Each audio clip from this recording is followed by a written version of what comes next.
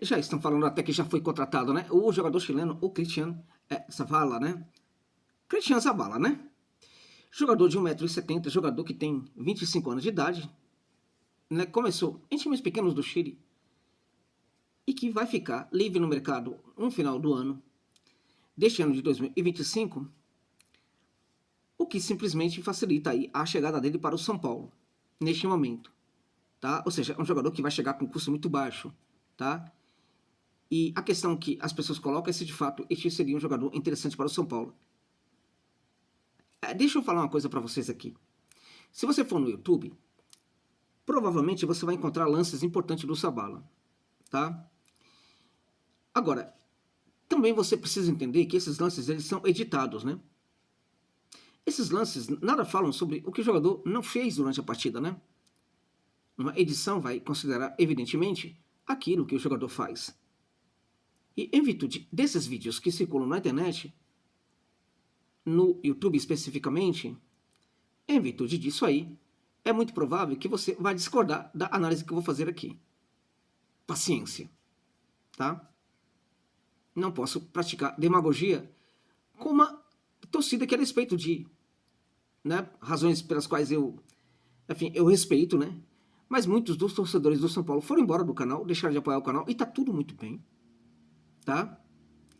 Mas eu tenho obrigação de manter a seriedade com essa torcida, que é a torcida que durante muito tempo ajudou muito este canal. Ok?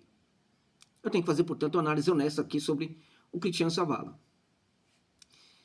Esse menino, ele surgiu no Magallanes, que é um time pequeno, inexpressivo e pouco respeitado lá no futebol do Chile. Isso não importa tanto, importa o que é a canteira.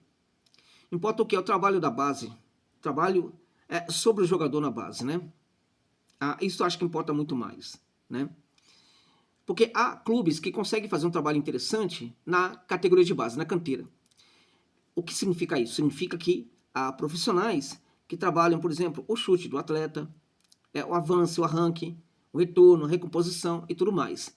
A associação no terço final, a associação na transição e assim por diante. A canteira que nem liga para isso, né? Então, claramente que o jogador ele sai da canteira com um potencial aí diferente de... Claramente que tem jogador que, por mais que esteja na canteira ruim, consegue fazer o diferente, mas não é a regra. O Cristian Zavala é de uma canteira que não era grande coisa, né? Que não era tida como importante no futebol chileno. Depois ele vai para o Coquimbo, e no Coquimbo ele consegue jogar um pouco mais, na equipe do Coquimbo Unido. Ele consegue jogar, acho que foi o momento em que o Zavala mais jogou bola. Ele foi alçado à condição aí de jogador interessante, aí foi circulando nos times pequenos, do Coquimbo para o Vial, né? Depois para o Melipilha, depois o Coquimbo, até que ele chegou no Colo-Colo, tá? No Colo-Colo, ele não se deu muito bem, então ele foi emprestado para o Curicó Unido. E aí foi emprestado para o Curicó Unido, do Curicó voltou para o Colo-Colo, no Colo-Colo conseguiu jogar aí alguma coisa, tal, enfim. Mas o fato é que está terminando o contrato dele e o Colo-Colo parece que não está muito disposto, né, a manter o jogador. Ok? Então, assim, depois que ele sai do Curicó, na primeira passagem dele por esse time pequeno do Chile, que é pequeno também, mas é mais respeitável, né? Ele já não consegue mais entregar algo muito importante que ele apresentava anteriormente, que era a regularidade.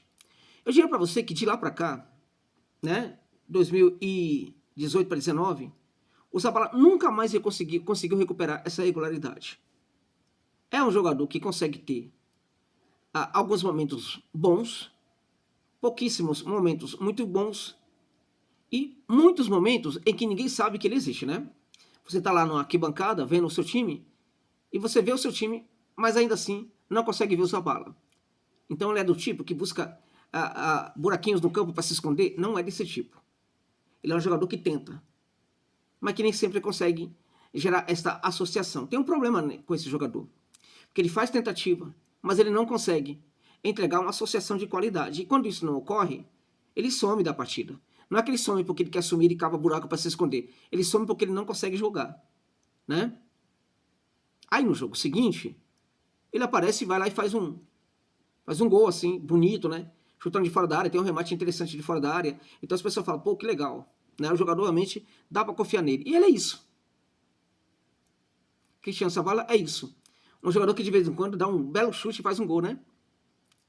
E quando você cria a expectativa de que ele vai fazer isso no jogo seguinte, você se decepciona, você se frustra, porque ele não faz. Nem no jogo seguinte e nem no outro, e assim por diante. É um jogador, portanto, que precisa domar a irregularidade, porque tecnicamente ele tem um arranque interessante, ele pode atuar pelo setor esquerdo do campo, ele é um jogador que consegue, né, atuar pelo setor direito do campo também, ele é um jogador que tem essa capacidade de entregar profundidade, né, pelo setor direito, muita profundidade, é um jogador rápido, é um jogador que não tem o time da recomposição, mas tem a velocidade que ajuda nesse time. Então, em virtude disso, ele foi colocado muitas vezes como lateral pela direita. Ele pode jogar como lateral, tá? Agora, é um jogador que quando entrega essa profundidade, nem sempre, quando ele vai ao fundo do campo, ele faz aquele cruzamento com aquela qualidade toda. Mas nesse sentido também tem irregularidade? Tem. Tem momentos que ele consegue fazer um passe legal. Tem um momento em que ele faz algo até mais interessante. Ele entra na área. Quando ele entra na área, e aí cadê o pé para chutar, né? Não tem o pé esquerdo. O pé esquerdo ajuda só para conduzir. Então é um jogador que tem recursos? Tem recursos. É um jogador que tem drible, consegue driblar bem. Acho que a qualidade do jogo dele que mais chama atenção é a capacidade de driblar. Em velocidade, mas também em alguns espaços curtos, ele consegue praticar alguns dribles interessantes. Tá? Driblou. E agora? O que eu faço com a bola? Pois é. Aparece um outro para ele driblar, ele dribla também. Aí não aparece mais ninguém. E agora? O que eu faço com a bola? Se estiver de frente para o gol, ele vai chutar. Como eu disse, chuta bem. Tá? Se tiver de passar, ele vai fazer o passe. Então qual é o problema? O problema é que ele demora, né? Para decidir. Então a velocidade do corpo dele não condiz com a velocidade das decisões.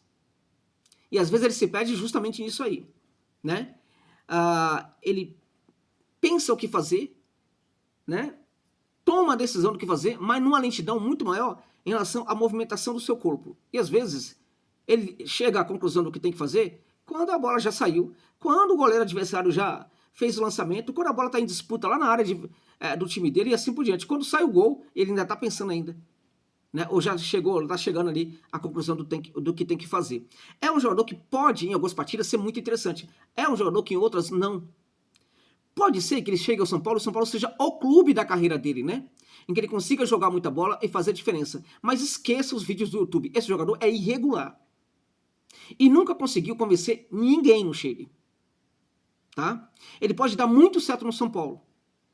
Mas é um jogador que eu não indicaria para o São Paulo neste momento. É um erro. E, de novo, de onde vem o interesse por esse jogador, né? De onde vem? Não dá para entender. Então, eles estão enganando você, torcedor e torcedora do São Paulo.